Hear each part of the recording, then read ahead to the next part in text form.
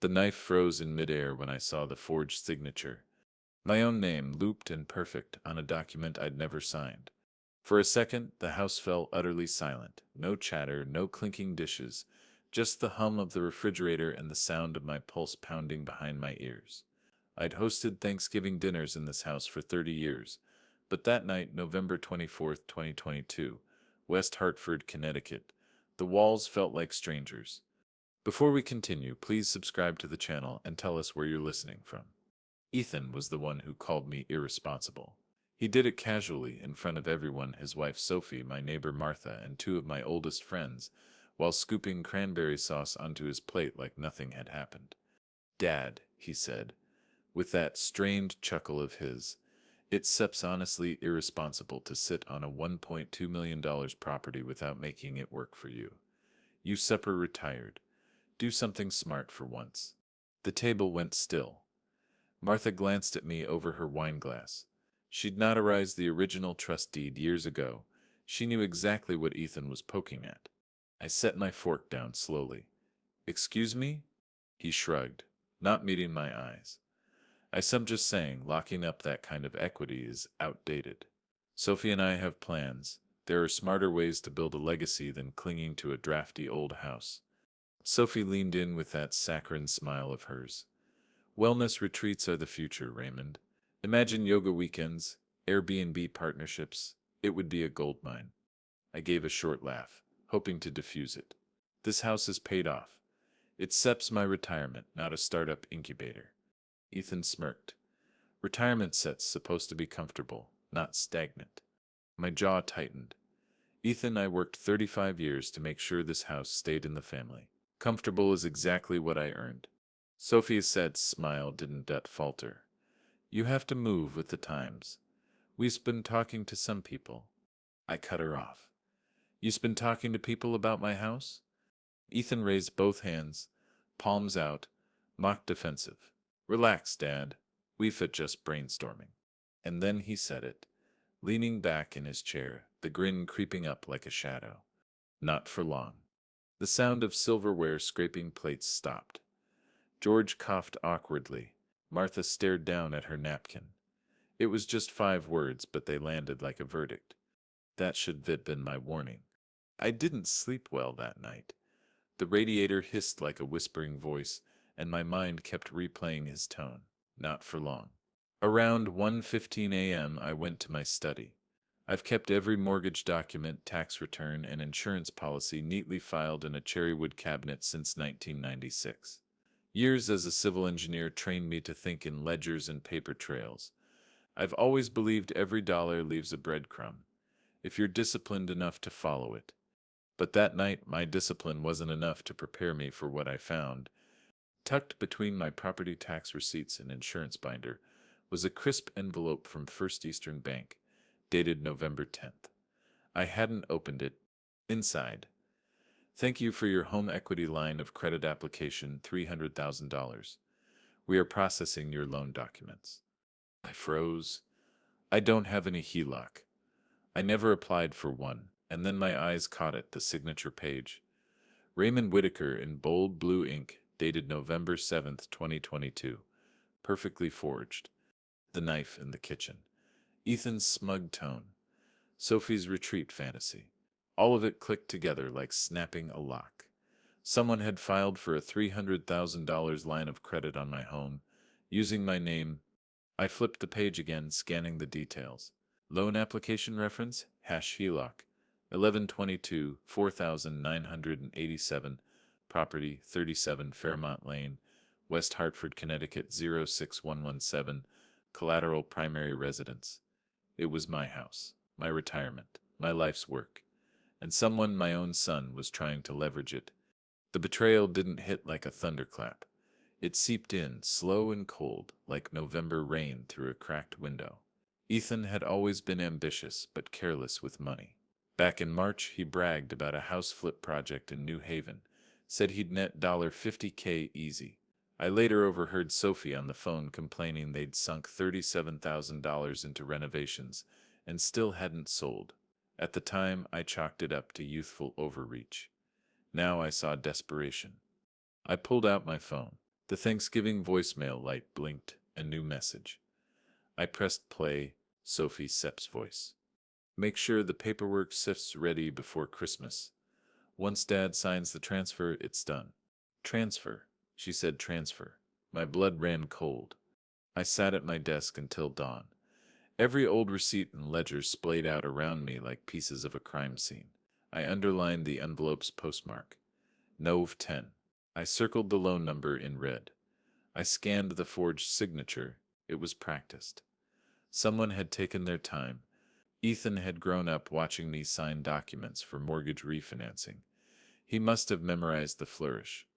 When the sun finally crept through the blinds, pale and indifferent, I made coffee and stared out at the oak tree in the backyard. Linda and I planted it together the spring after we bought the house. 1996. She'd been gone 5 years now. This house was more than equity. It was the last intact piece of our life together. Around 9:30 a.m. Friday, November 25th, I drove straight to First Eastern Bank. Helen, the branch manager, has known me for 15 years. When I handed her the letter, her face tightened immediately. Raymond, you didn't apply for this? No, I said, voice steady. And I like to know who did. She tapped through her terminal, frowning. This is strange. The system shows the application flagged for review. It hasn't been funded yet. She lowered her voice. And it's frozen. There's a note. Signature verification pending. That's good. It means we can stop this before any funds move. The Shiu Awenderes is taub. I asked her to print everything she legally could. She gave me a transaction inquiry sheet, application reference, and a preliminary notice of lien. The lien hadn't been recorded yet, but it was in queue. I walked out of that bank with the folder tucked under my arm like evidence from a battlefield. In a way, this was going to be a paper war. By the time I pulled into the driveway, the November sun was low and sharp, the kind that makes everything look a little harsher. The weight of that folder sat on the passenger seat like a loaded gun. I replayed Ethan's words in my head, not for long, and something inside me hardened. Ethan's car was still there. They'd stayed the night. He came downstairs wearing my old Yukon sweatshirt, scratching his head like nothing was wrong. Morning, he muttered. I held up the envelope. Care to explain this? He looked at it. His eyes flickered just for a second, but enough. Oh, that? Yeah. We were looking into financing options for the retreat idea. Just preliminary. We? I asked. My voice came out calm, almost too calm. He gestured vaguely. You know Sophie and me. We thought maybe. You forged my signature, I said. The silence that followed was surgical. Sophie appeared on the stairs halfway through, frozen like she walked into a sniper scope. Ethan stammered, Dad, it not like that. It sets exactly like that. I cut in. I built this house. I paid for it, and you tried to steal it. His face flushed. You don't understand the opportunity here. You sitting on money. We trying to build something. You just hoarding. Enough. My voice shook then, not with weakness, but with rage I hadn't felt since Linda Sepp's funeral. Get out. They left before noon. The door slammed like a verdict. I sat alone at the dining table, surrounded by the remnants of Thanksgiving gravy-stained napkins, empty wine bottles, the untouched pumpkin pie, and on the table between the salt and pepper shakers lay the forged HELOC application letter like a snake coiled and waiting. That was the day my son called me irresponsible. And that was the day I realized I would have to defend my legacy not from strangers but from my own blood. Grief is loud when it's fresh. Betrayal is quiet. It sits in the corners of your house like a draft you can't seal, whispering through the nights you used to sleep soundly. December 2022 was the coldest I'd felt in years, and it had nothing to do with the Connecticut winter. The radiator hissed in the hallway like it had secrets to tell. Every time I walked past the study, that folder from the bank caught my eye, tucked neatly into my bottom drawer. Loan reference #HELOC 1122 4987. My own name stolen. My trust shattered. I didn't confront Ethan again. Not yet. Confrontation is emotional. Proof is strategic. I told myself that over and over, no confrontations, only proof. So I started documenting dates, conversations, letters, everything. I bought a new black Moleskine ledger on December 3rd and wrote in block letters on the inside cover, Whittaker House Defense, Evidence Log. It was the same kind of ledger I'd used for decades at the firm, water-resistant cover, fine grid paper, archival ink. By the end of that winter, it would hold the kind of story most fathers pray they'll never have to write. The first real clue came on a Monday morning, December 12th, 2022. I went back to First Eastern Bank to speak with Helen. She'd been digging quietly on her end. She lowered her voice at her office door. Raymond, you were right to freeze everything. This was closer than you think. She handed me a thin printout. The application went through underwriting. If signature verification hadn't flagged it, the HELOC could funded within 5 business days. The hold saved you. I traced the printed date with my finger, November 15th, 2022, just 11 days before Thanksgiving dinner. Ethan and Sophie had already set the plan in motion by then. That family meal wasn't the beginning, it was a performance. As snow piled up outside, so did the unease inside my chest. I'd raised that boy. I'd taught him to sand the deck by hand when he was 12. I'd trusted him with the spare keys, and he'd been willing to gamble my home like poker chips. On December 19th, Helen called again. There's more, she said. A $2,800 contractor invoice had been submitted as part of the HELOC file, dated November 8th, the day after the forged signature. The description, Theo Preliminary Wellness Retreat Renovations. I drove straight to the bank to see it myself. She slid the crumpled faxed copy across the desk. Ethan's email address was in the header. I slipped the invoice into a clear sleeve, underlined the date, and logged it in my ledger. For $2,800 invoice matches HELOC application timeline. Motive =pre-investment. Christmas came and went like a dull ache. Ethan and Sophie didn't visit. I didn't invite them. Neighbors asked questions. Martha brought over gingerbread, but I kept the storm to myself. Every night after the news ended, I sat at my dining table with my ledger open and the banker's folder beside me, highlighting, cross-referencing, scanning. My discipline was the only warmth left in that house. Then the text started. January 4th, 2023, 7:42 p.m. Sophie, we said you're not giving up on this, Raymond. You said you're making it harder than it has to be. January 6th, 2023, 10:11 a.m. Ethan, this doesn't have to turn into a legal thing. Let's be smart. January 7th, 2023, 1:25 p.m. Sophie, you are old-fashioned. We are visionaries. You can either help or get out of the way. I screenshotted every one of them, printed, labeled, dated, logged in the ledger under Communications, Threat Pattern, page 9. The messages weren't set explosive. They were calculated. Sophie had a way of making her threats sound like negotiations. Ethan, meanwhile, was starting to crack between arrogance and panic. By mid-January, his texts grew erratic. One reads simply, "We said you're out of time." Out of time for what? I didn't know yet. But my gut told me something was accelerating behind the scenes. The worst part wasn't the legal fear. It was the doubt. Quiet, creeping doubt. Had I missed signs earlier? Should I have stepped in when his flip started failing? Had my meticulousness turned me into a target rather than a mentor? On bitter January nights, I'd catch myself staring at that oak tree Linda and I planted, now bare and skeletal in the snow, wondering if she'd have seen this coming.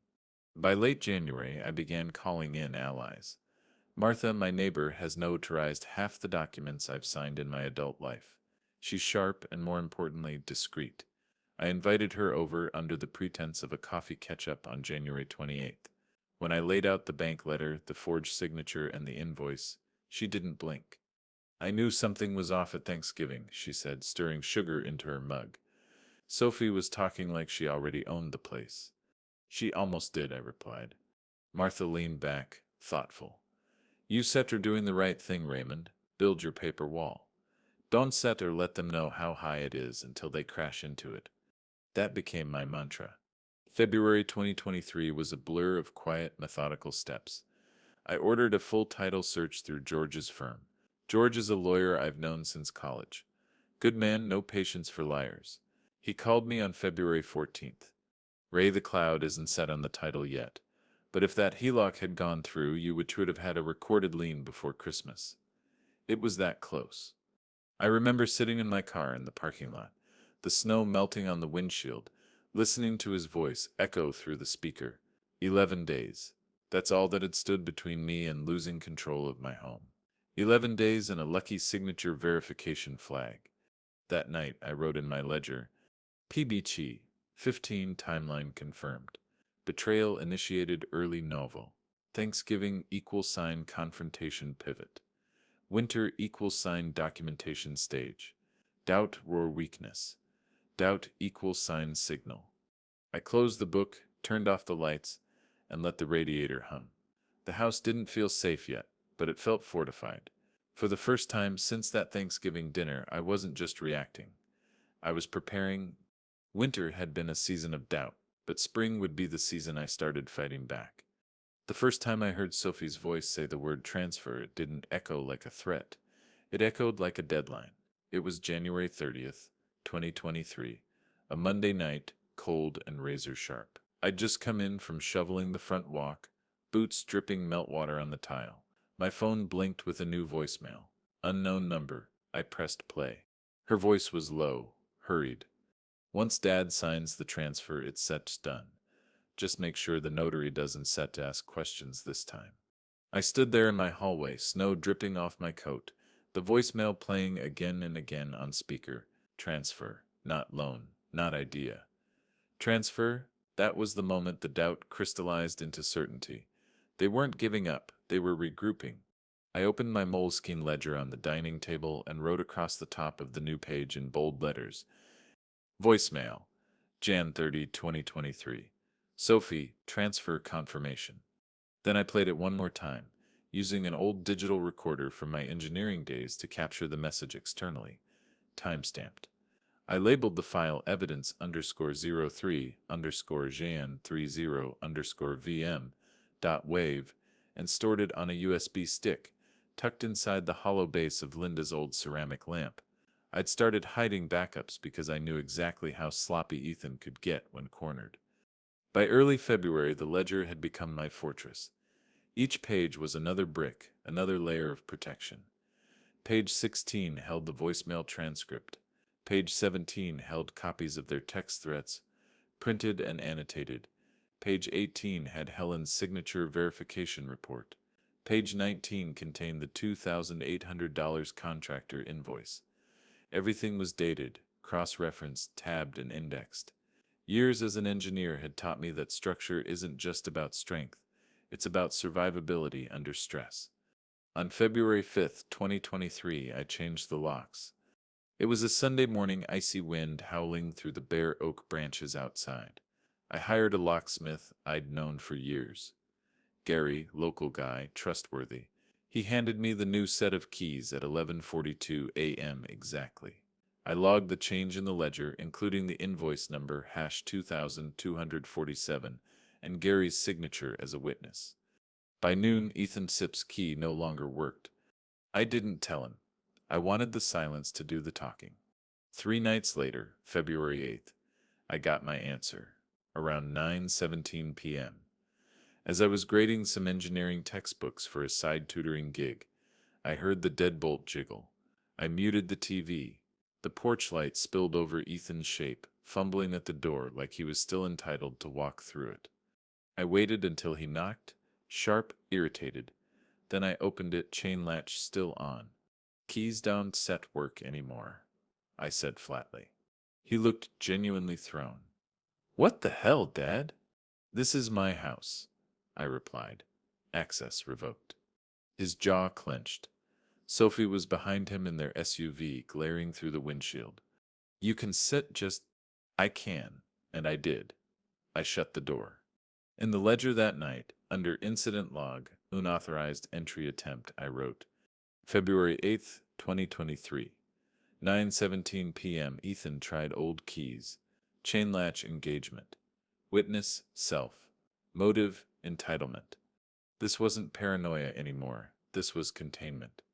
2 days later, February 10th, I had a long meeting with George at his Hartford office. His conference room smelled like old legal pads and coffee, comforting in its way. I laid out my evidence folder and ledger like a military dossier. George flipped through the pages slowly, nodding with increasing severity. "Ray," he said finally, tapping the voicemail transcript, "this isn't set just family drama. This is attempted fraud. You said you're doing the right thing by documenting everything. Don't tip your hand yet. Paper first, then pressure." "Pressure how?" I asked. "Bank, police, court. But in that order, and only when the wall is airtight." I left that meeting feeling colder but sharper. The war wasn't coming. It had already started. I just built the first trench. Mid-February brought another development.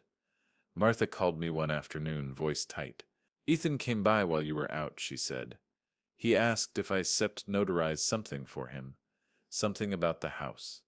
I told him absolutely not without your presence. He left in a hurry." I sat down hard at the kitchen table. He was still shopping for signatures, trying to find cracks. I pulled out my ledger and logged the call. February 14th, 2023. Martha witness statement. Ethan attempted notarization without owner present. Denied. Valentine sets day. Fitting. By late February, my daily routine had changed. Mornings were quiet, coffee, jog around the block, reviewing the previous night's entries.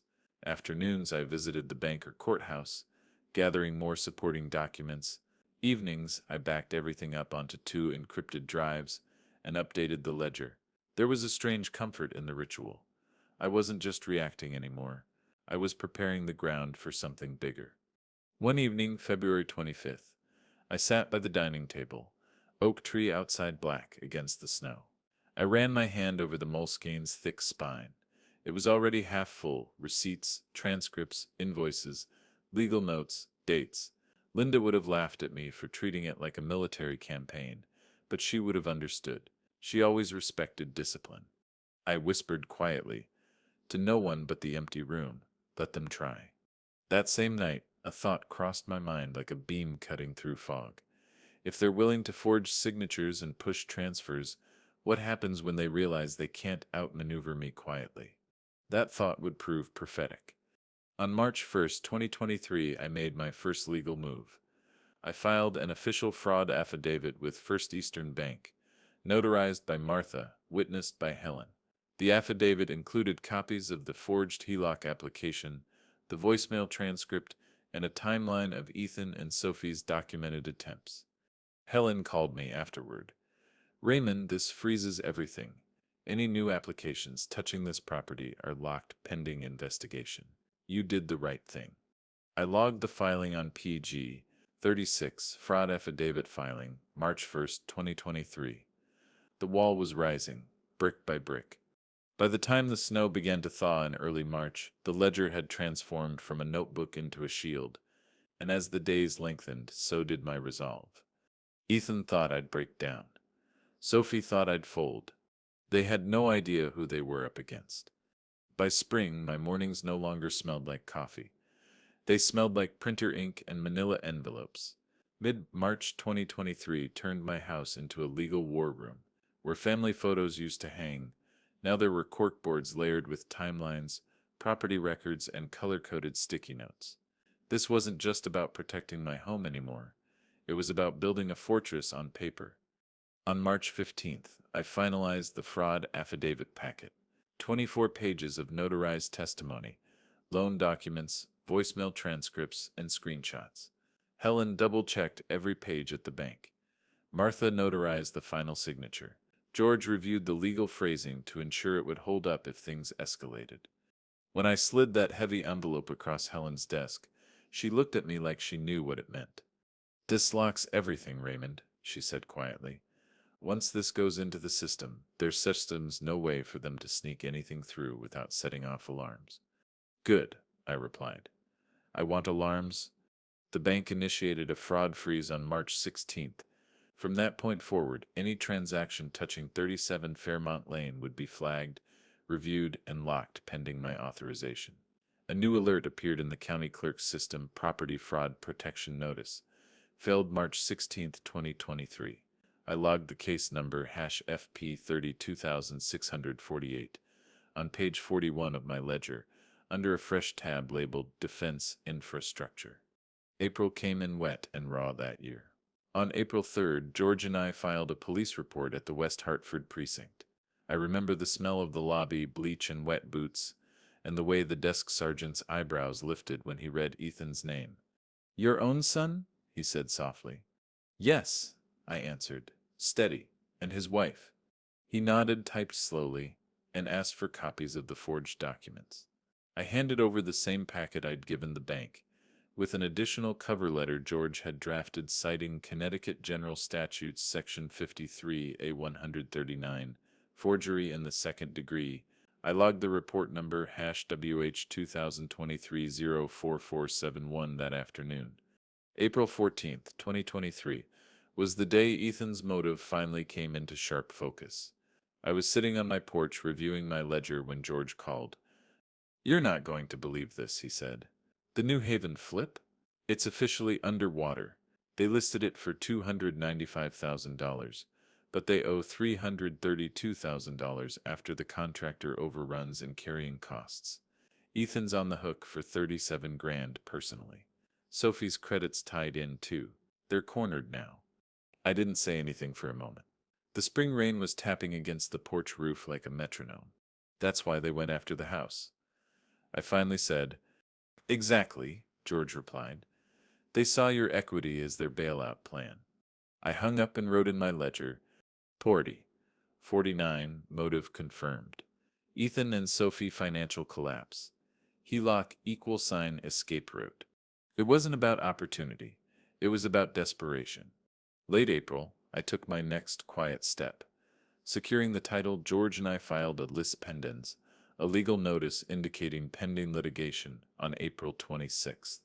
It was a preemptive measure, designed to publicly cloud the title and block any transfer attempts. Helen walked me through how the notice would appear on record. "Any buyer or lender who sees this will run the other way," she said. I signed the filing at 2:14 p.m., logged the instrument number LP 4928, and date, and stored the certified copy in my fireproof safe. My fortress was growing walls. Meanwhile, Ethan and Sophie were getting antsy. On April 30th, I received another text barrage. "Ethan, we know what you did. This is overkill. Sophie, do you realize how bad this looks for you? Family shouldn't need lawyers. Ethan, you was still ruining this. You was still ruining us." I didn't reply. Silence was my strongest move. Each text was screen captured, labeled, printed, and logged on page 53. Their panic was becoming evidence. By early May, whispers started circulating through the neighborhood. Martha overheard Sophie bragging to someone outside the post office that the house situation will resolve itself soon. I made a note of that too. Their confidence wasn't bravado, it was the illusion of momentum. They didn't know how many tripwires I'd already set. On May 10th, George and I sat down to map out the coming months. "We're not striking yet," he said, spreading out a legal pad. "Right now we're making sure every door they might try to open is bolted shut. Affidavit done. Fraud freeze done. Police report done. Lis pendens done. Title trust prep next." He tapped his pen. "Once the trust is in place, they spurt boxed in. They try anything, they trip their own snare." I looked at the calendar pinned above the corkboard. Thanksgiving 2023 was 7 months away. I wondered what the house would feel like by then, whether Ethan would even dare walk through the door again. May bled into June quietly. Their texts slowed.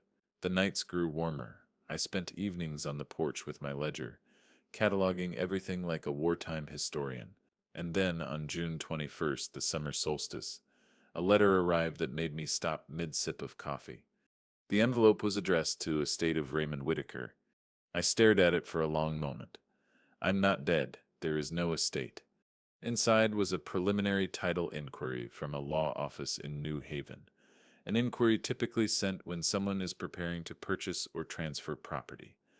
The date at the top, June 16th, 2023. The requesting party, SW Property Ventures, LLC. Sophie Whitaker. She'd incorporated an LLC behind my back. I sat very still at the kitchen table. The letter spread before me, sunlight creeping across the paper. This wasn't random flailing. This was escalation. They were still trying to find a way in, this time through legal shell games. I logged every detail into the ledger. PG 62, June 21st, 2023. Title inquiry from SW Property Ventures LLC. Sophie escalation tactic. Estate misdirection. Then I picked up the phone and called George. He didn't even let me finish before saying, "We were right to get the list pendens up. That LLC inquiry just ran straight into the wall. They said you're getting desperate." June ended with the house quiet again. But this wasn't peace. This was the silence of pressure building in hidden pipes. And when pressure builds long enough, something always bursts. I closed the ledger on the final night of June and looked around my study. Corkboards, envelopes, sealed copies, witness statements. It didn't look like a home office anymore. It looked like a courtroom waiting to happen. By September 2023, the summer warmth had drained from West Hartford, and the air had that brittle, early autumn edge to it. My porch smelled like damp leaves and printer toner, a strange combination that had become the scent of my new life. The wall was built. The frieze, the affidavit, the list pendens, the notarized timeline, every gate was locked. Now it was time to build the trap. I spent the first 2 weeks of September going through every document in the ledger, page by page, as if I were preparing for an engineering inspection. I cross-checked signatures, flagged inconsistencies, and made fresh certified copies of anything remotely critical. George and I met on September 12th in his office to review my updated dossier. He leaned back, scanning the neat piles of evidence. "This is airtight," he said finally. "Ray, I seen Fortune 500 fraud cases with sloppier prep. They don't stand a chance if they walk into court." "That's exactly what I'm counting on," I replied. Meanwhile, Ethan and Sophie had gone quiet. Too quiet. No texts, no knocks, no voicemails. The silence was suspicious, like the pause before a storm breaks. On September 17th, Martha caught sight of Ethan at a Starbucks on Albany Avenue. He was sitting with a man in a suit, stacks of papers between them. She texted me immediately. I logged at page 71, Ethan meeting with unknown male, likely legal counsel. They weren't set retreating, they were regrouping. September 23rd. I called Helen at First Eastern Bank. She confirmed no new applications had slipped through the fraud freeze, but she lowered her voice when she added, "I did notice some external title inquiries bouncing off the list pendens notice again. They're shopping, Raymond. They're just running out of options." That same night, I sat at my kitchen table under the low pendant light, reviewing a fresh printout of the title search log. Each blocked inquiry was like a footprint in the mud. They kept circling the perimeter, testing the defenses. They didn't realize that every failed attempt was more evidence in my hands. The trap needed two things: timing and exposure. I didn't want a private confrontation. I wanted daylight, records, witnesses, a judge, a clean, undeniable strike. October rolled in with a chill that smelled like old oak leaves and legal filings. On October 5th, I signed the documents to transfer the property deed fully into a revocable living trust under my name as trustee. This wasn't just estate planning, it was tactical. Once the trust was recorded, any fraudulent maneuvering would legally target the trust, not me personally, and that made their position exponentially weaker. George oversaw the filing at the county clerk's office. Instrument hash TR 8731. I watched the clerk stamp the deed with a satisfying thump. Another wall, higher than the last. On October 11th, I walked past the oak tree Linda and I had planted decades earlier. The leaves were turning that deep, burnished gold that only New England autumn produces. For a moment I remembered her laugh, the way she'd rake the leaves into neat piles while Ethan jumped into them as a boy. That memory used to warm me. Now it steeled me, I whispered quietly. Almost there. The next phase wasn't about defense anymore. It was about invitation. On October 21st, Martha handed me a manila envelope. "This came to my address by mistake," she said. The return address, SW Property Ventures, LLC. Inside, a glossy trifold brochure, Whitaker Wellness Retreat, coming 2024. It had mock-ups of my house transformed into some kind of minimalist spa. Sophie was on the back panel in a white dress, smiling like a real estate influencer. The projected launch date, spring 2024. I laughed, loud and bitter. They'd already started marketing a property they didn't own.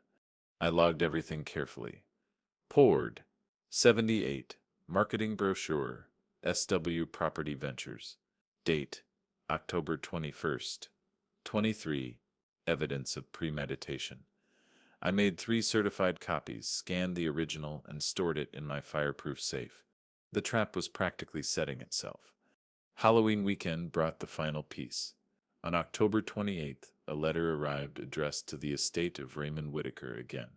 This time it was from a private lender based in Stamford, offering tailored financing for transitional property acquisitions. George and I reviewed it together. "They're still trying to posture like you're not a factor," he said. "They're building a paper illusion to convince someone else they have claim." Classic overreach. I made sure that letter found its way into the same evidence file that had the brochure. It was starting to look like a portfolio of hubris. Then came Thanksgiving 2023. I didn't host dinner that year. The dining table stayed empty, except for the ledger and a single candle. Martha stopped by with a plate of turkey and stuffing, but mostly we just sat quietly, listening to the wind whistle around the eaves. "This time next year," I said softly, "they set'll answer for it." "I shall be there to see it," she replied. That evening I flipped back through my ledger. From the forged HELOC application to the LLC inquiries, every move they'd made was inked, dated, and indexed. And now, thanks to their arrogance, they'd created their own paper trail of intent, marketing materials, lender letters, shell company filings. All I had to do was step aside at the right moment, and they'd walk straight into the snare. On November 6th, George and I set the final legal mechanism in motion, a declaratory judgment action. The suit wasn't aggressive. It was preemptive. We were asking the court to affirm the trust's ownership and bar any competing claims. George filed the paperwork at 10:03 a.m. One stamped and docketed, case hash CV 2023 55218. "This," he said, sliding the stamped copy across his desk, "is the tripwire. If they make a move now, they do it in front of a judge." By the end of November, the air had that clean, sharp bite that comes before Connecticut snow. My house was quiet again, but not empty. Every corner held strategy now. Every document was a shield. Every silence was a countdown. The trap was set, and I was ready for them to spring it. By May 2024, the waiting was over. The trap had been quietly sitting in the legal system since November, coiled like a spring, and I'd spent the winter watching Ethan and Sophie scramble. Title inquiries stopped. Their LLC's website went dark. But silence doesn't always mean surrender. Sometimes silence is just the sound of plotting. The first sign came on May 3rd, 2024. I received a thick, cream-colored envelope via certified mail. The return address wasn't Ethan or Sophie's. It was their lawyer. Inside, a conservatorship petition filed in Hartford probate court. I read the first line twice, just to make sure I wasn't hallucinating. Petition for appointment of conservator. The undersigned petitioners request that the court appoint a conservator to manage the personal and financial affairs of Raymond Whitaker, age 59, on the basis of diminished capacity and financial irresponsibility. I sat back slowly, the paper crackling between my fingers. This wasn't just a new tactic. This was war. They weren't trying to steal the house anymore. They were trying to steal me. I flipped to the supporting documents. Sophie's fingerprints were all over it. Letters alleging confused behavior, inconsistent financial decisions, isolation, and unsafe living conditions. They even included photographs of my old garage workbench, cluttered with tools as evidence of neglect. It was laughable if it hadn't been so malicious. The petition listed a court date, June 27th, 2024. 6 weeks away. I called George immediately. They filed conservatorship, I said flatly. He swore under his breath. They were going to try to paint you as incompetent so they can gain control of your assets. They are going to fail, I replied. But privately I felt a chill. Conservatorship cases can be messy. Judges err on the side of caution, especially with older petitioners. If Ethan and Sophie played their cards right, they could tie up my assets for months, even if they didn't win outright. And they knew exactly how much that would cost me.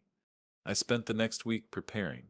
George and I compiled medical records, financial statements, trust documents, and affidavits. I scheduled a full physical with my doctor, Dr. Kim, for May 14th. After the exam, she handed me a clean bill of health, with a faint smile. Raymond, your vitals are better than half the 40-year-olds I see. I said I'll write the letter myself. She did.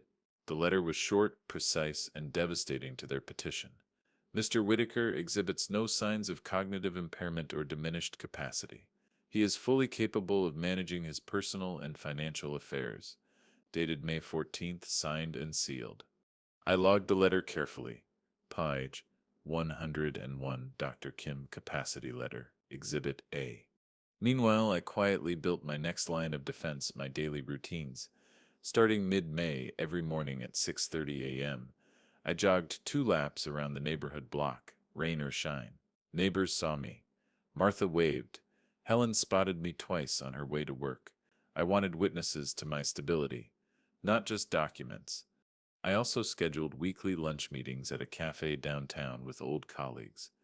Each one left a digital trail, calendar invites, credit card transactions, parking receipts. If Ethan and Sophie wanted to claim I was isolated, they'd have to lie against a mountain of timestamps. June rolled in thick and humid, the Connecticut air clinging like damp paper. On June 5th, Sophie sent me a text out of nowhere. Sophie, this doesn't have to be ugly. If you just let us help, the court thing one set need to happen. I stared at the message. The court thing. She wrote it like she was talking about a dentist appointment, not a legal ambush. I didn't reply. Instead, I printed the message, logged it on PG 109, and slipped it into the communications file. Threats always sounded polite when they came from Sophie. June 10th, George called. Their lawyer sifts not incompetent, he said. They sift are trying to create a narrative that you sift are erratic. Expect private investigators, maybe even affidavits from neighbors. We will counter with clean, documented stability. Keep your routines tight. He didn't have to tell me twice. By June 15th, I noticed a silver sedan parked near my house twice during my morning jog. Same spot, same time. One morning, I jogged past and made eye contact with the man inside. He was pretending to check his phone. I waved. He didn't wave back. I logged it in the ledger as surveillance observation #3. If they wanted to build a file on me, I was building one on them. On June 18th, I met with George and Martha in my study. Martha, ever the notary, brought a fresh logbook. We went through every major document in the trust, every bank freeze order, every piece of correspondence.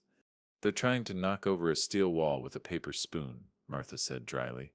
George nodded. We are not just going to defend.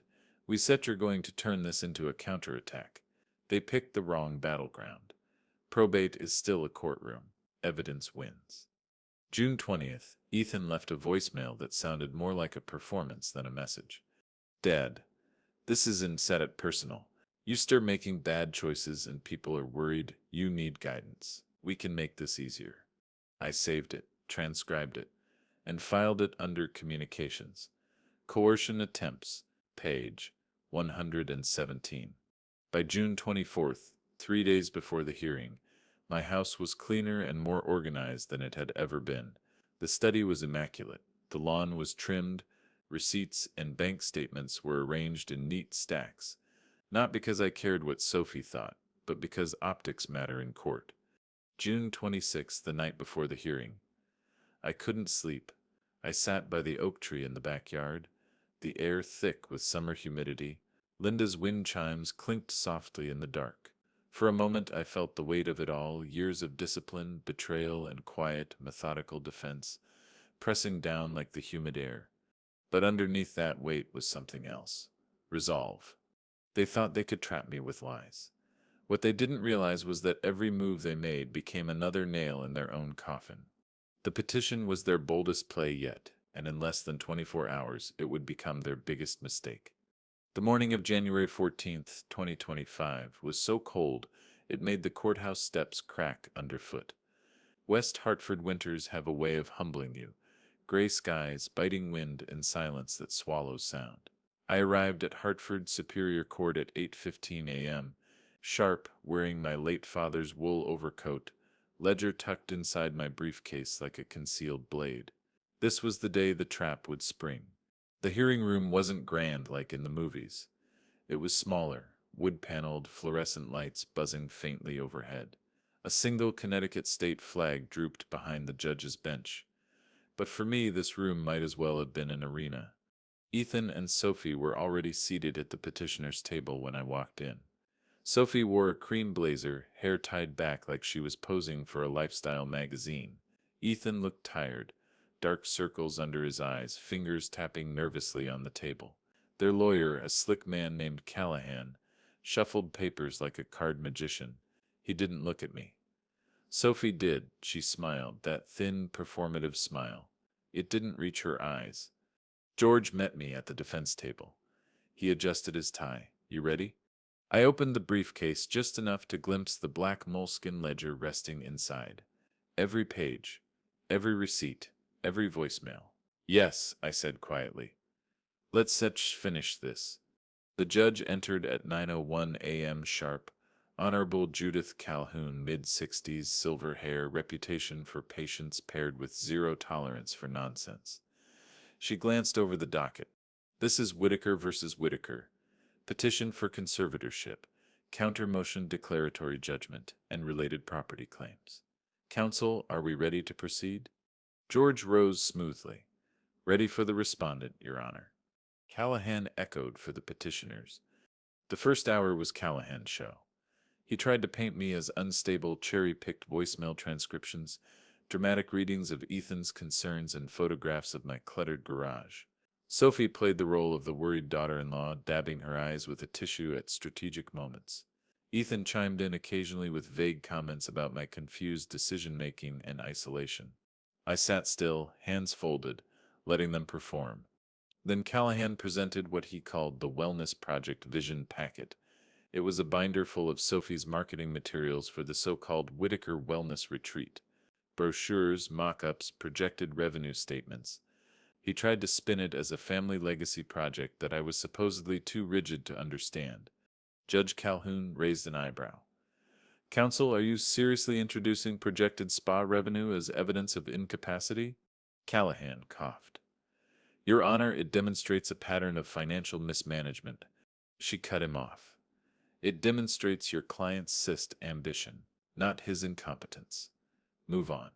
George leaned toward me, whispering, She sips, not buying it. Then it was our turn. George called Helen, the bank manager, to the stand first. She testified clearly and without hesitation.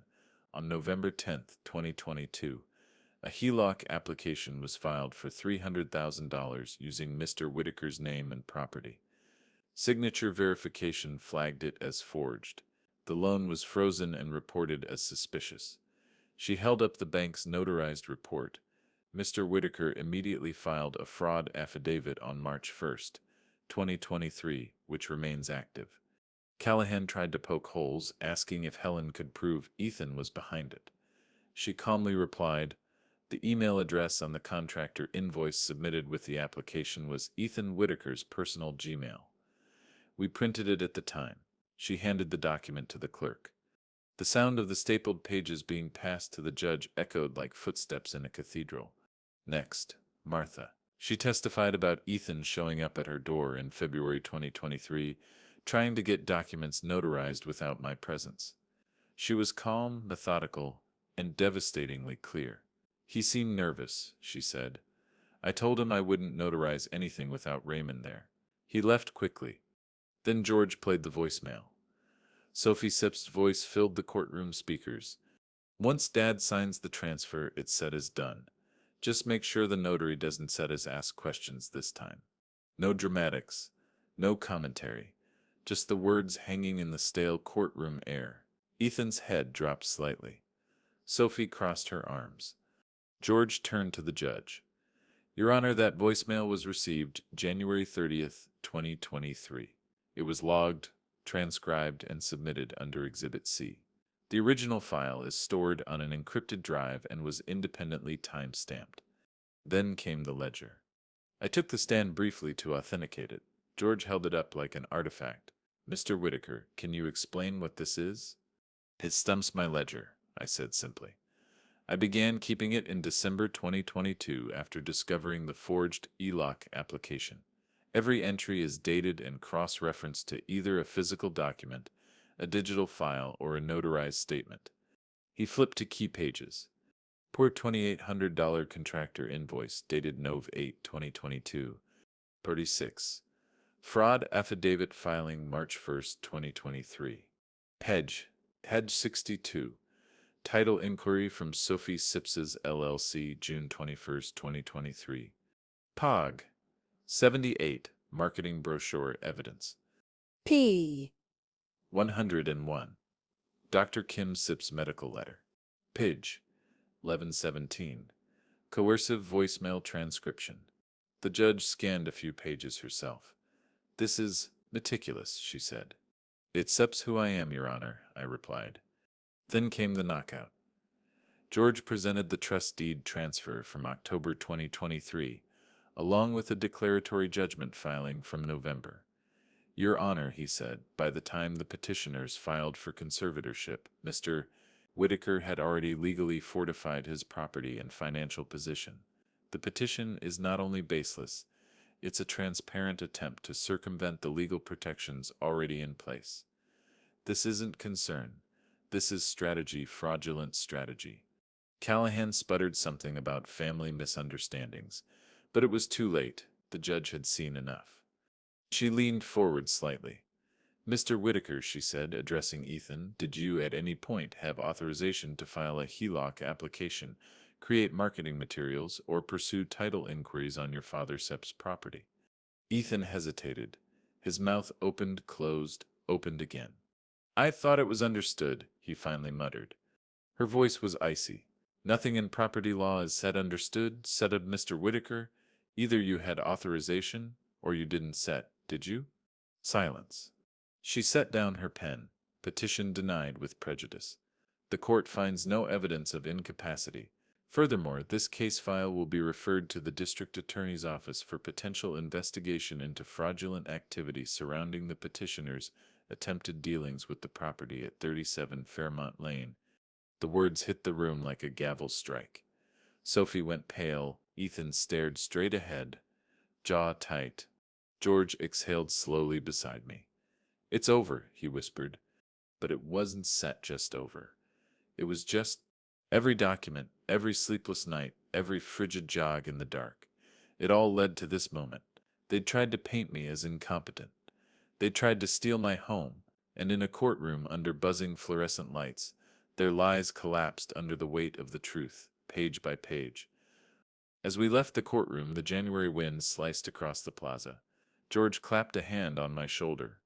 You built this like an engineer builds a bridge, he said. I looked back at the courthouse doors. No, I replied quietly. I built it like a father protecting his legacy. The snow melted slowly that year. By late March 2025, West Hartford streets were streaked with slush, and the oak tree in my backyard had started to bud again. The world was thawing, but Ethan and Sophie's lives were freezing solid. Courtroom victories are loud when the gavel falls, but the real consequences, they're quiet. They creep in like cracks under a frozen lake, invisible at first, then spreading until the surface gives way. That's what spring 2025 was, a slow, quiet fracture. 2 weeks after the January verdict, word began to spread. West Hartford isn't a big town. Lawyers talk. Bankers whisper, neighbors piece things together over coffee. By early March, everyone in our little community knew Ethan and Sophie hadn't just lost in court. They'd been referred to the district attorney for fraud review. Their facade started to crumble. The first crack showed up on March 12th, 2025. Sophie's LLC website, BSW Property Ventures, vanished overnight. The splashy mock-ups, the Whitaker Wellness Retreat Coming 2024 banner, the blog posts about ethical investment in family properties, all gone. Just a blank white screen and a generic 404 error message. I printed the 404 page, logged it as PG. 139. Website shutdown evidence, March 12th, 2025. It might seem petty, but in my ledger, every collapse had its place. Next came the business partners. Back in 2023, Sophie had bragged at a neighborhood barbecue about two silent investors who were supposedly backing the retreat venture. She never named them, but West Hartford isn't that big. In early April, one of them, David Larkin, a local chiropractor, bumped into me at the post office. He cleared his throat awkwardly. "Ray, I heard about the case. I didn't know they forged your signature." "They did," I said evenly. His face flushed. "She said you were on board, that it was just paperwork stuff. I put in $15,000. I nodded slowly. "You should talk to your lawyer, David." He already had. By mid-April, both silent investors had formally withdrawn from SW Property Ventures and filed civil complaints to recover their funds. I logged the court docket numbers on PG. 143. Sophie's Precious LLC was bleeding out through its own investors. Meanwhile, Ethan's professional network started shrinking like a drying sponge. He'd been working freelance construction gigs for years, riding on reputation more than reliability. After the courtroom referral hit the grapevine, work offers dried up. Contractors stopped returning his calls. Subcontractors distanced themselves. He still drove past my house sometimes in his truck, slower than usual, like he was trying to calculate a life that no longer added up. April 20th, I came home from an early morning jog to find an envelope shoved through the mail slot. No return address. Inside, a single sheet of paper, scrawled in Ethan Sannett's handwriting. "You ruined everything." No signature. No context. Just that. I stared at it for a long time. My hands didn't shake. I slid the letter into a plastic sleeve, labeled it Pudge 147. Ethan note, April 20th, 2025, and locked it in the safe. It wasn't a threat. It was a confession. Martha noticed the change too.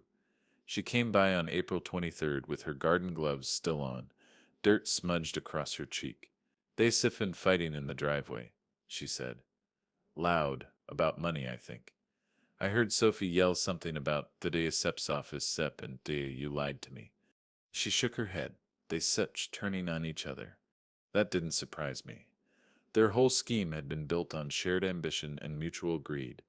Once the pressure hit, there was no foundation to hold them together. The second lock change happened on April 28th, 2025. The first had been in February 2023, during the early days of the ledger. This one was ceremonial.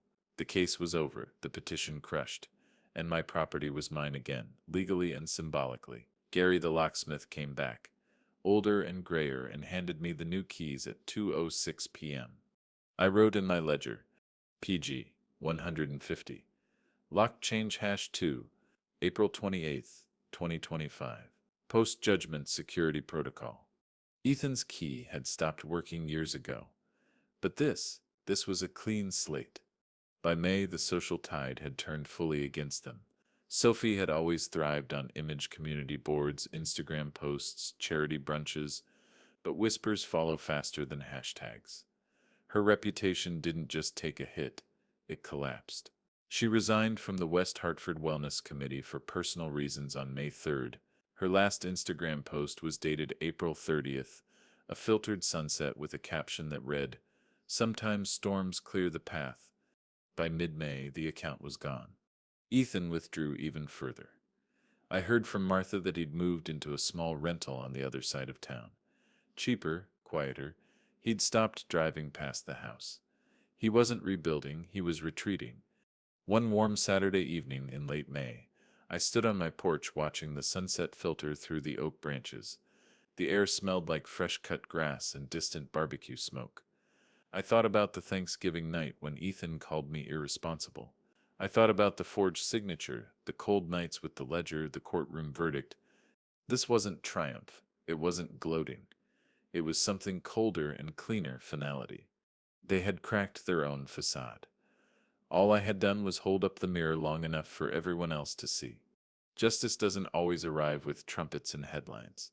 Sometimes it comes folded inside plain white envelopes, stamped with legal seals, and dropped through a mail slot on a quiet June afternoon. That's how it happened for me in the summer of 2025.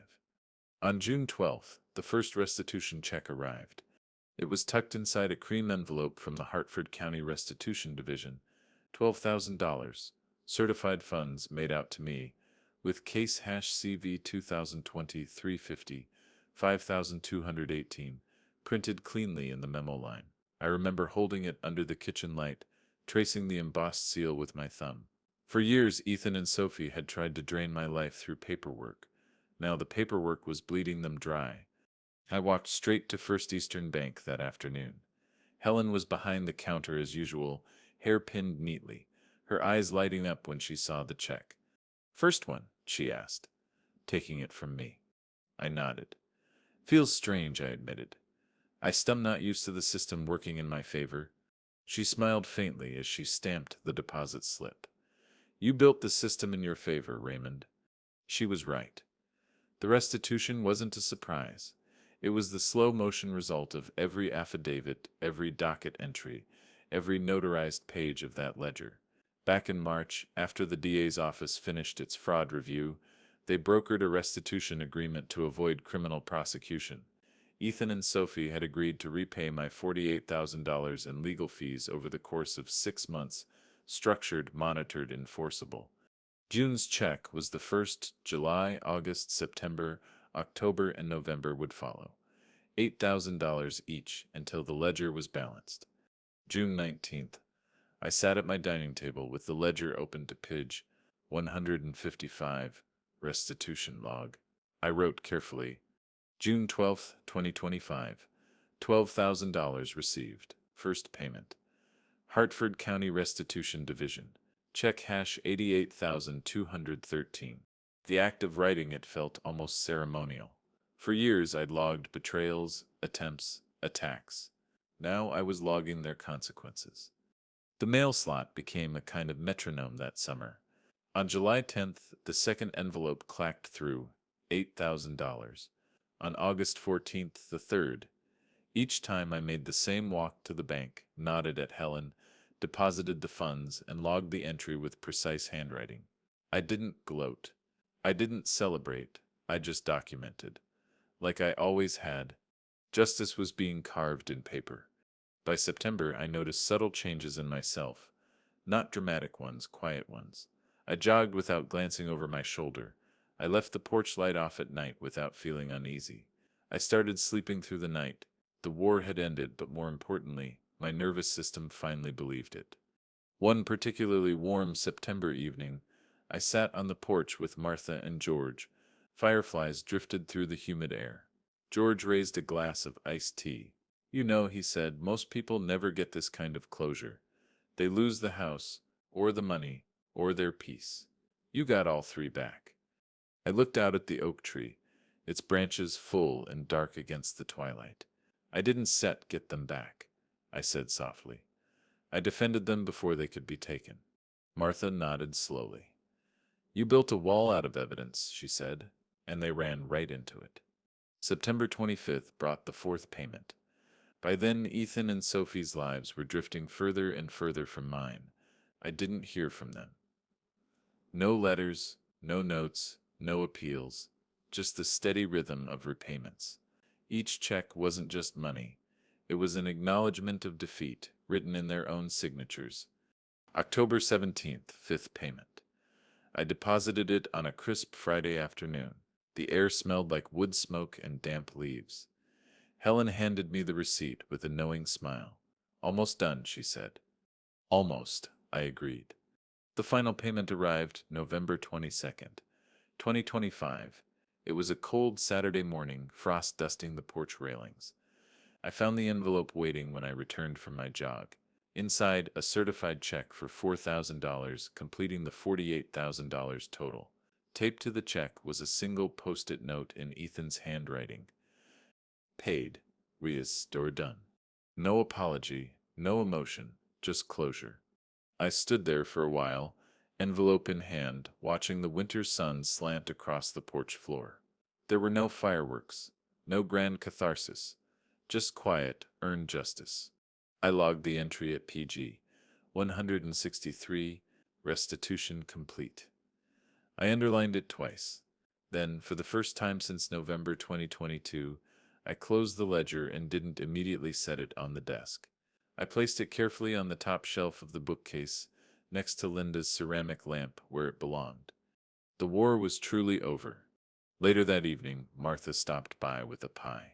I heard she said simply, "Congratulations." I chuckled. It says funny. I thought I says feel triumphant. But really, it just feels quiet. That's since what peace sounds like, she replied. As the autumn night settled over the neighborhood, I realized something I hadn't fully admitted until that moment. Revenge hadn't been about ruining Ethan and Sophie. It had been about restoring order, about putting every piece back where it belonged, through sheer persistence, evidence, and patience. And in the end, justice didn't shout. It arrived through the mail slot 6 times in certified envelopes.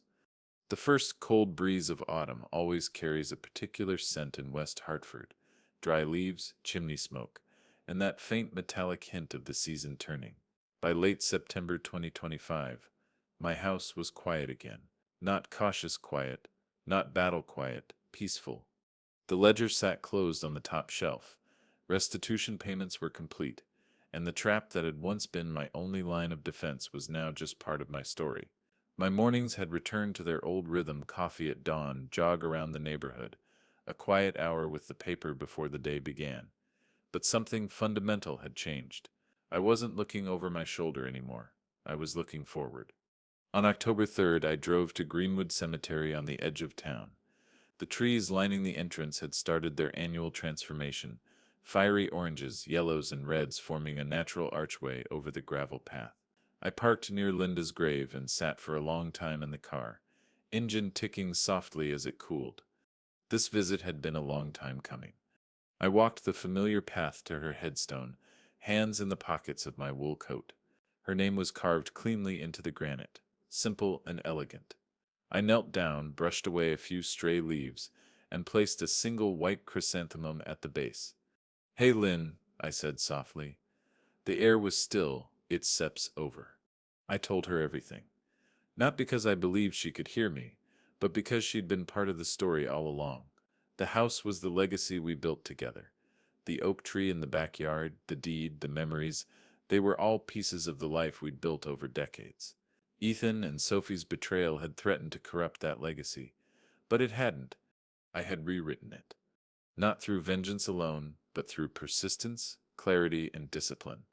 When I finished speaking, I sat back on the grass and let the wind rustle through the trees above. I thought about Ethan, not the man sitting at that courtroom table, but the boy who used to jump into leaf piles under that oak tree. For the first time, my anger didn't flare. Instead, there was just a cool, distant sadness. He set made his choices, and I set made mine. On October 12th, I met with George for lunch at the same cafe, where I'd met colleagues during the conservatorship petition fight the year before. He looked relaxed, lighter. "You know," he said between bites of his sandwich, "I don't think I've ever had a client who built such a clean endgame. You basically architected your own legal fortress." I laughed quietly. Old habits die hard. He leaned back. "You should write this down someday. Not for revenge, just for the record. What you did, it sets a textbook case in patience and precision." "I already did," I said, nodding toward an imaginary ledger in the air, page by page.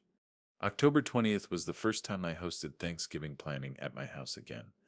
Martha came over with recipe lists. Helen stopped by to drop off a pie in advance. The house smelled like cinnamon and coffee, and sunlight filtered through the kitchen window in that warm, amber way it only does in autumn. It wasn't about replacing old memories, it was about reclaiming them. At one point, I found myself standing by the dining room table, tracing the edge of the wood with my fingertips. It was the same table where Ethan had once called me irresponsible, the same table where I'd discovered the forged documents. For a moment that night flashed in my mind, the frozen knife midair, the betrayal sharp and sudden, but this time there was no sting. Just memory. Martha noticed me staring. "You okay?" she asked. I nodded slowly. "Yeah," I said. "Better than okay." October 28th, the oak tree turned fully gold. It happens fast every year, almost overnight.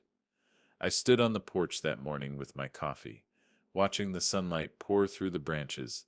The house was quiet except for the rustle of leaves and the distant sound of kids playing down the block. For the first time in 3 years, I didn't feel like a man defending something. I felt like a man who had secured it. This house, this legacy, it wasn't just walls and property lines. It was the story Linda and I had written together, and now it was protected, not by locks or legal filings, but by the clarity of truth laid bare for everyone to see. As the sun climbed higher, I whispered to the tree, "We set her all right." And I meant it.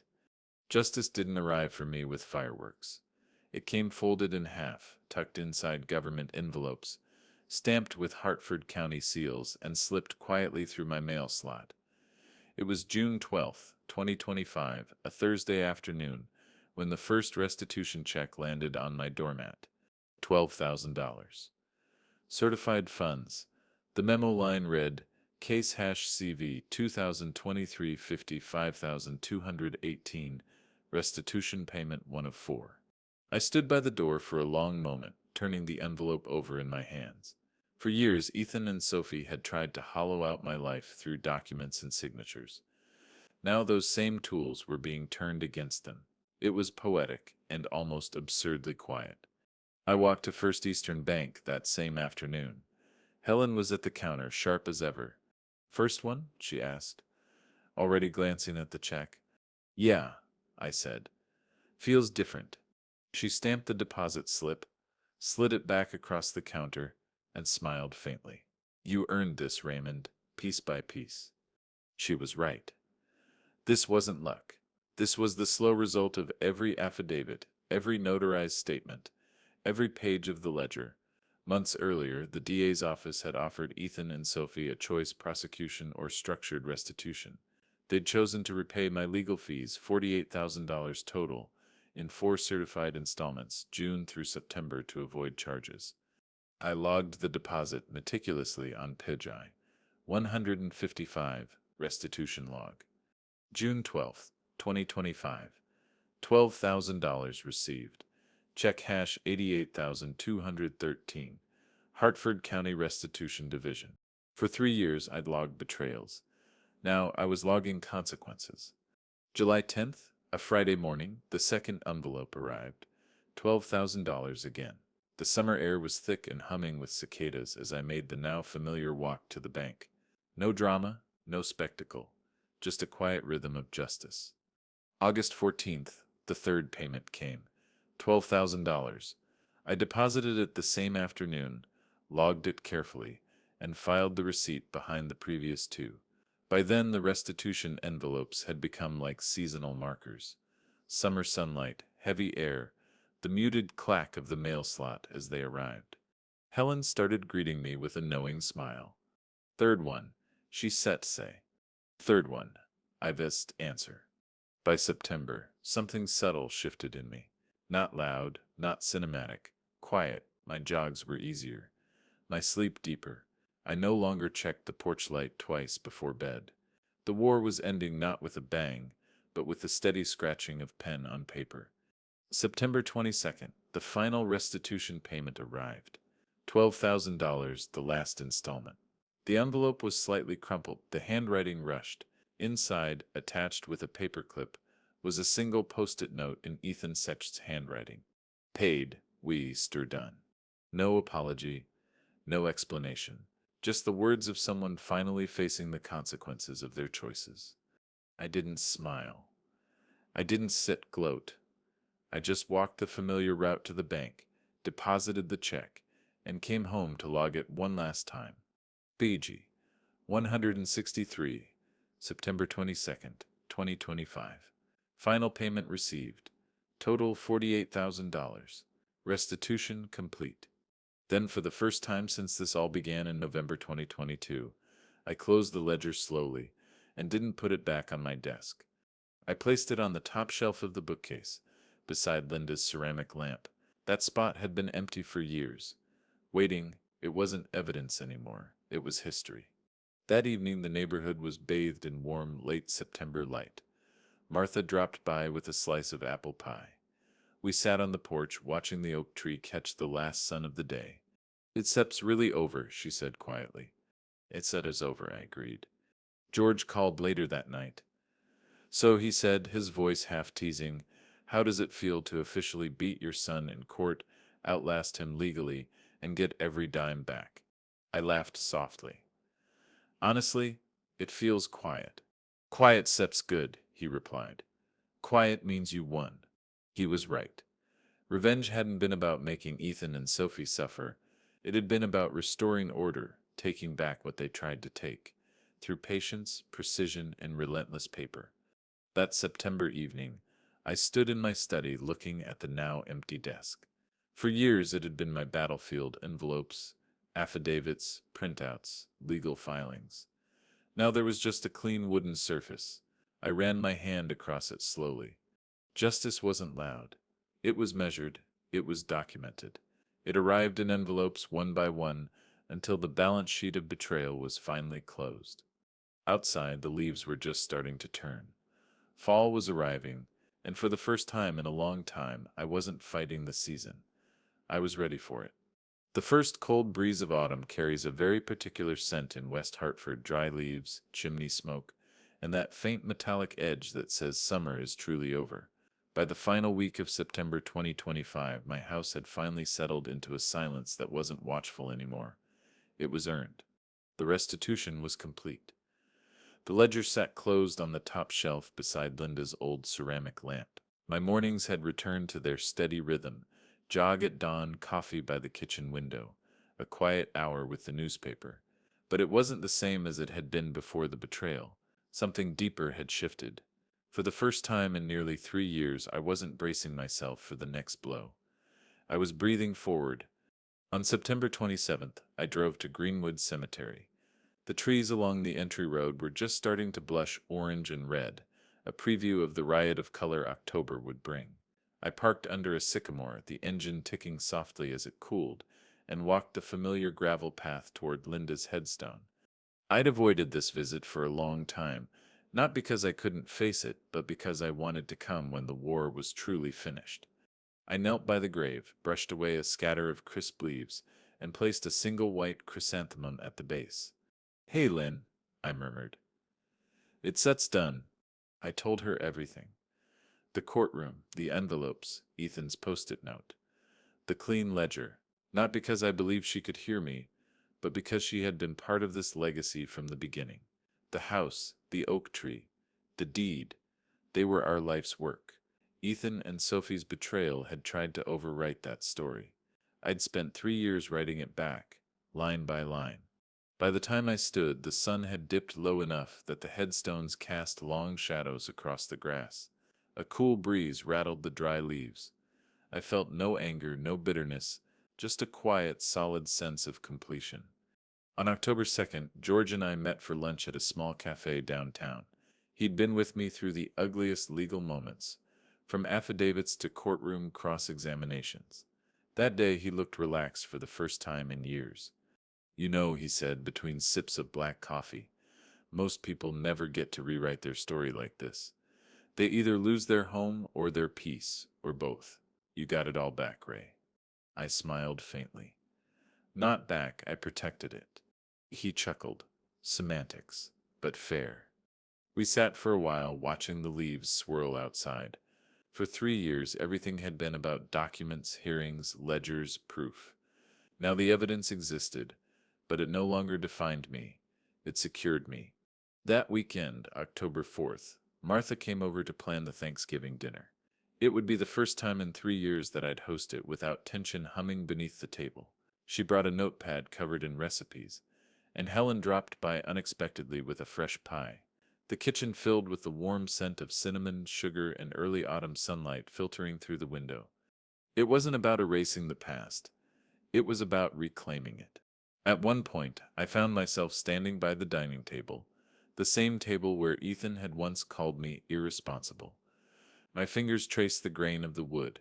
For a split second, I remembered that night, the frozen knife mid-air, the sting of betrayal. But this time, the memory didn't cut. It simply sat there like an old scar. Martha noticed me staring. "You okay?" she asked gently. I nodded slowly. "Yeah," I said, "better than okay." Later that evening, as dusk settled, I stepped onto the porch with a mug of tea. The oak tree stood glowing gold in the last light, leaves rustling softly. Kids were playing down the street, their laughter echoing through the cool air. For the first time since November 2022, I wasn't a man defending something. I was a man who had secured it. The house, the legacy, the story Linda and I built together, it was all still here. Stronger even, not because nothing had touched it, but because I had refused to let betrayal rewrite its foundation. I took a slow breath and whispered toward the tree. "We set her all right." And for the first time, I truly meant it. Winter came early that year. By mid-December 2025, the first real snow had blanketed West Hartford in a soft, muffled quiet. The oak tree stood bare against the pale sky, its golden canopy long gone, replaced by thin branches etched like ink against white paper. My house, for the first time in years, felt like a sanctuary again, solid, warm, and entirely mine. Thought that after the restitution, the cemetery visit, and the autumn closure, the story would simply fade into quiet routine. And in many ways it did. But winter settled into West Hartford like a heavy quilt, quiet and inevitable. The first snow came before the town had finished raking the last of the leaves, softening every sharp edge the autumn winds had left behind. Overnight the neighborhood turned still. The oak tree outside my porch stood stripped bare, its limbs sketched dark against a pale sky like the ink lines of a finished story. By then, the noise had stopped. There were no more envelopes, no more court dates, no texts or threats, just the rhythm of ordinary days. Jogging through the cold streets in the early mornings, steam curling from my coffee as I stood by the window. The house creaked and sighed in the cold, but for the first time in 3 years, the sounds were just the house being a house, not a battleground. I thought that, once the legal battles were done and restitution settled, my life would slide back into its old tracks like nothing had happened. But time doesn't rewind. It rewrites. One gray morning, as the snow pressed against the windows, I opened the front door to grab the newspaper and found a flyer wedged into the mail slot. It was glossy, printed on thick cardstock, a real estate advertisement. Across the top, in looping gold script, it said, "Trusted Transitions, Your Family Home, Reimagined." And there she was, Sophie, beaming. Her photo took up nearly half the flyer, hair styled into perfect waves, arms crossed confidently in front of a staged living room. She was selling homes now, or at least trying to.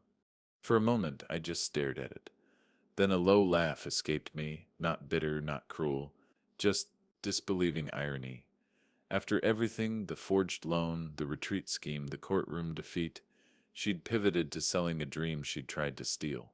I carried the flyer to the kitchen, set it on the counter, and stared at it while slicing an apple. The knife's rhythmic thunk against the cutting board echoed like it had on that Thanksgiving night 3 years earlier. Only this time there was no frozen mid-air pause. No shock, just calm, clean movement. The universe doesn't always deliver poetic endings on schedule. Sometimes it just slides them through your mail slot on a winter morning. Later that week, Martha stopped by for tea. We sat at the dining table, the same table that had once held betrayal like a live wire. She noticed the flyer pinned to the corkboard near the kitchen. "Well, would you look at that?" she said, squinting at Sophie Seps's picture. She always did love being in front of a camera. I shrugged. People adapt. Sometimes they adapt to survive. Sometimes they adapt to pretend they survived. Martha smirked. You gonna call the number? I laughed softly. No need, I already own the happy ending. She reached over and squeezed my hand. You really do, Ray. The winter weeks passed slowly, but not painfully. The house felt lived in again, warm. I spent more time in the study, not to pore over evidence, but to read old engineering journals, sketch woodworking projects, or just sit by the window watching snowfall. Life hadn't returned to what it was before the betrayal. It had settled into something quieter, earned. I'd see Ethan's truck every now and then on the far end of town. We didn't speak. We didn't need to. Our war had already been fought, documented, judged, and archived. He was living with his choices. I was living with mine. There was no gloating in that thought, just the clear boundary that justice had drawn between us. One evening, as I sliced another apple in the kitchen, I realized how eerily symmetrical it all was. My story had started on a Thanksgiving night with a knife frozen in midair, betrayal hanging thick in the air. And here I was, years later, slicing calmly under the hush of winter, the same motion but a completely different man. I'd built a fortress out of paper, patience, and evidence, and in the end I didn't just keep my house, I kept my dignity, my legacy, my peace. I pinned Sophie's flyer back on the corkboard, not out of spite, out of remembrance.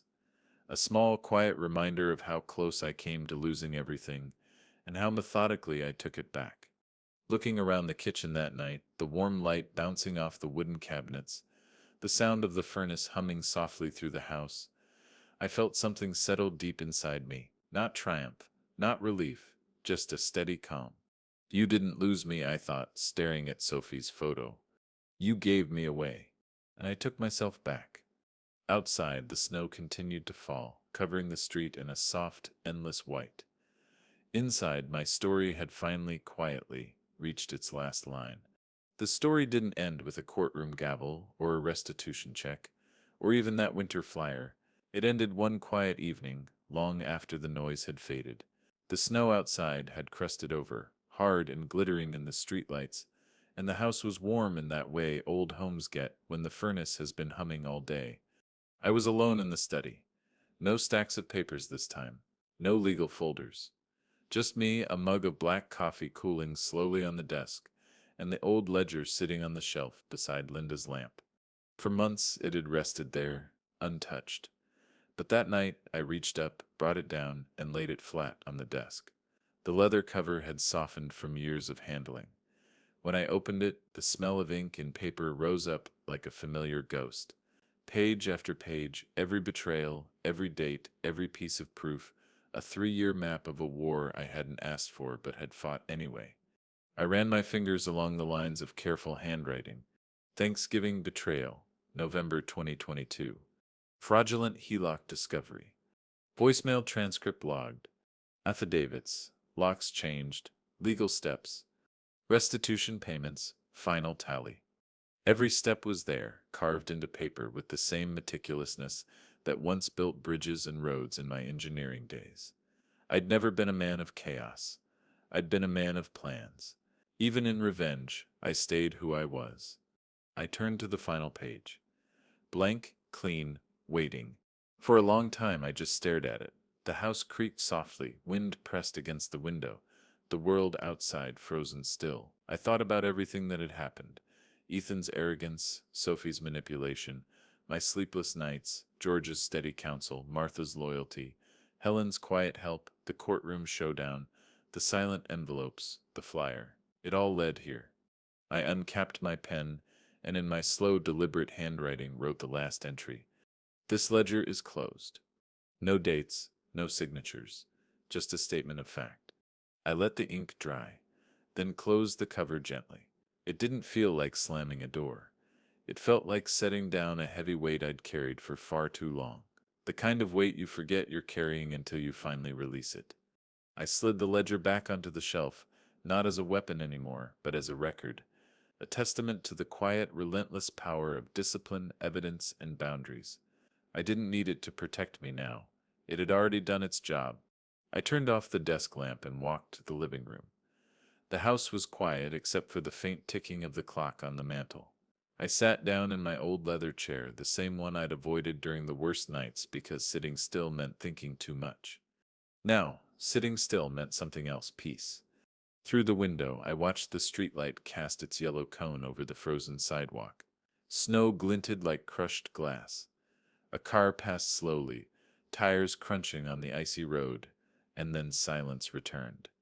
I thought of Ethan, not the boy jumping into leaf piles under the oak tree, but the man who had tried to take everything I'd built. I didn't feel hatred anymore, just a distance that couldn't be bridged. He'd made his choices, and I'd responded in the only way I knew how, methodically, legally, patiently. And in doing so, I hadn't just protected my house. I'd protected myself. I whispered into the quiet room, almost to myself, "You didn't lose me. You gave me away." That line had haunted me during the worst nights. Now it sounded different, not bitter, just true. This house, this legacy, this life, it was never something to seize, it was something to build and defend. Ethan had misunderstood that. Sophie had tried to exploit it, but I had lived it. I stood, crossed to the window, and pressed my hand against the cold glass. Outside, the oak tree stood tall and bare, unmoving in the winter night. For a moment I imagined Linda standing beside me, the way she used to when the kids were small. We'd watch the first snow together, hands wrapped around mugs, talking about nothing and everything. I smiled. It wasn't a smile of victory, it was a smile of survival, of quiet, earned endurance. The ledger was closed. The war was over, the house was still standing, and so was I.